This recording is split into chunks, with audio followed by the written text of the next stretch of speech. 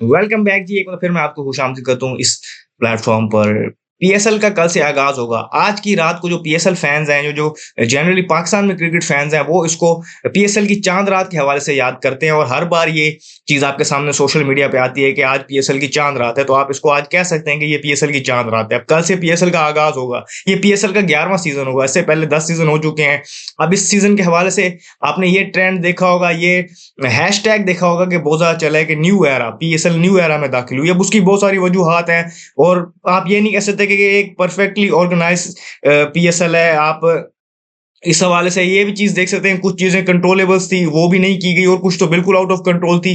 जैसा कि geopolitical situation है, वो आपके सामने हुई है। तो उसको तो हम एक साइड पे रखते हैं और जो बाकी भी शॉर्टकमिंग्स है, उसको भी नहीं देखते। अब अपकमिंग सीज़न में नया क्या है, हम उसको डिस्कस करते हैं सबसे पहले, उसके बाद फिर हम बात करते हैं। सबसे पहले तो आपको ये पता है कि इससे पहले ये होता था कि पीएसएल की 6 टीम्स होती थी। फिर हमने देखा कि यहाँ पर हमने 2 नई टीमों का ऑक्शन देखा। ये भी फर्स्ट टाइम देखने को मिला कि टीम ऑक्शन हुआ, तो 2 नई टीम्स गई और अच्छे खासे रेट पे गई। फिर हमने देखा कि उसके बाद एक जो एग्जिस्टिंग टीम थी मुल्तान सुल्तान, उसका ऑप्शन किया गया। हमने देखा कि कुछ टाइम के लिए वो भी आउट ऑफ द पीएसएल चली गई। ये दो नई टीमों की एंट्री हुई। हमने देखा कि यहाँ पर आपके सामने हैदराबाद किंग्समैन और सियालकोट स्टैलियंस की। फिर हमने देखा कि मुल्तान सुल्तान की एग्जिट होके उसका नाम पिंडीज रख दिया गया।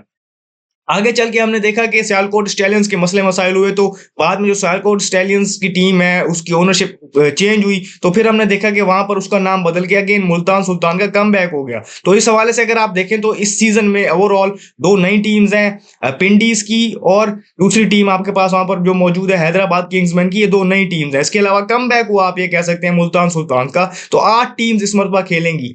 पहले इनिशियली अगर हम बात करें तो ये सारे मसले-मसाइल के जियोपॉलिटिकल टेंशन से पहले वेन्यूज़ भी बढ़ा दिए गए थे, लेकिन वो नहीं हो पाया, तो उसको रहने देते हैं। फिर आगे बढ़कर अगर हम बात करें तो 2 वेन्यूज़ तक महदूद है। ये आपको मैंने बताया था कि कराची और लाहौर में मैचेस खेले जाएँगे। इसके अलावा 8 टीम्स हैं, तो 4-4 के 2 ग्रुप्स बना दिए गए हैं, वो भी हमने डिस्कस कर लिया। तो इस मरतबा ये पहली मरतबा ऐसे होगा कि तमाम टीम्स आपस में 2-2 मैचेस नहीं खेलेंगी।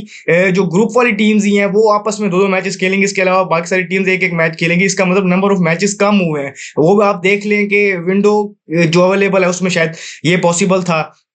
अगेन वो भी डिबेटेबल है कि ये चीज़ें किस तरीके से अरेंज होनी चाहिए, विंडो कौन-सी होनी चाहिए, वो बात की बातें हैं, लेकिन एट द मोमेंट आपको ये पता है कि जो 44 मैचेज़ होंगे और 2 ग्रुप्स में टीमों को डिवाइड किया गया है।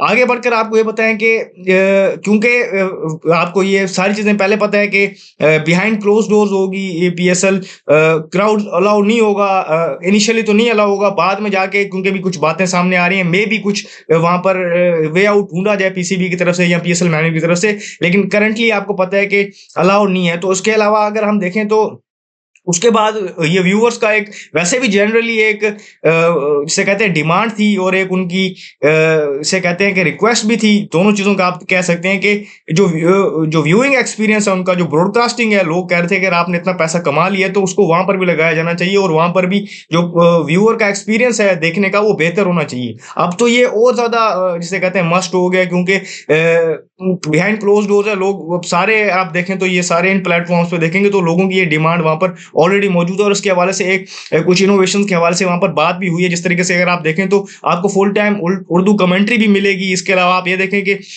उनका एक अलग से शो भी होगा, जो स्टूडियो शो होता है, वो भी उर्दू में होगा। तो इस तरीके से आप देखें तो ये कुछ इनोवेशंस आई हैं, फिर कुछ टेक्नोलॉजी के हवाले से इनोवेशंस आई हैं। होपफुली वो जब स्क्रीन पे देखें तो आपको वो एक्सपीरियंस बेहतर हो, तो ये चीज़ें इस तरीके से हों। अब पीएसएल में कुछ नई चीज़ों में बीच में कुछ चीज़ें स्किप कर गया, वो सबसे बड़ी चीज़ जो मैं स्किप कर गया वो ये हुआ कि इससे पहले 10 सालों तक हमने देखा कि पीएसएल में जो प्लेयर्स की सिलेक्शन का मॉडल होता था, वो ड्राफ्ट का होता था, ड्राफ्ट सिस्टम होता था। इस मरतबा पहली बार पीएसएल में प्लेयर ऑक्शन कंडक्ट किया गया, तो वो भी एक बड़ी एक जिसे कहते हैं कि एक चेंज थी इस न्यू एरा की। इस न्यू एरा में वो बहुत सारी चीजें चेंज हो सकती थी, बहुत ज्यादा इंप्रूवमेंट आ सकती थी, चीजों को मजीद बेहतर किया जा सकता था। एक तो जो जियोपॉलिटिकल सिचुएशन यहाँ पर खड़ी हो गई है, वो सबके आउट ऑफ कंट्रोल है। उसके बाद हम देख रहे हैं कि कुछ प्लेयर्स पुल आउट कर रहे हैं, लेकिन एट द एंड मैं आप सबको ये चीज कहूंगा कि कुछ प्लेयर्स पुल आउट करके बेशक चले जाए, अगेन उनके हवाले से ये है कि उनके अगेंस्ट एक्शन लिया जाए। जो सबसे पहले तो आपको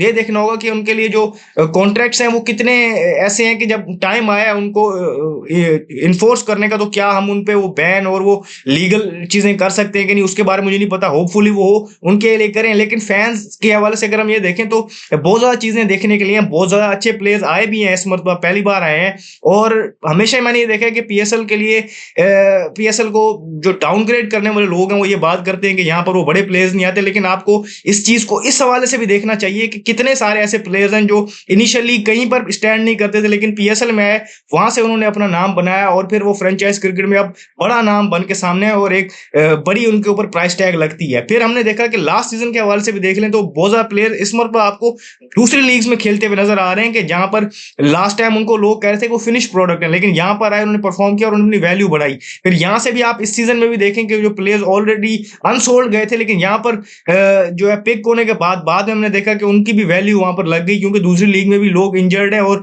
जियोपॉलिटिकल सिचुएशन भी शायद कुछ आड़े आ रही है कि लोग वहां नहीं आ रहे, तो वो सारी चीजें आप देखें। तो इसके अलावा भी अगर हम देखें तो हमने बहुत ज्यादा जो प्लेयर्स हैं उनके लिए ये एक लॉन्चिंग ग्राउंड साबित हुआ है। तो वो आपको ये पीएसएल में एक तो ये फ्लेवर नजर आता है, उसके अलावा ये लोकल जो प्लेयर्स होते हैं उनके हवाले से बहुत ज्यादा एक चीज सामने आती है कि वो इसको बड़े अच्छे तरीके से देखते हैं। और बिहाइंड क्लोज डोर वाली बात पे अगर आप आ जाए तो इनिशियली आपको याद होगा कि पता नहीं कितने सीजन्स तक तो पीएसएल पाकिस्तान में हुई भी नहीं थी, ये दुबई, अबू धाबी और शारजा वहां पर ये खेली जाती थी। तो यहाँ पर अगर हम देखें तो ये आपके पास वो वाली सिचुएशन है कि तब भी पाकिस्तान का जो क्राउड था वो वहां पर जाके नहीं देख सकता, टीवी पे देखता था, तो यहाँ पर आपके पास वो भी सिचुएशन मौजूद है। तो ये एक आपका अपना ब्रांड है।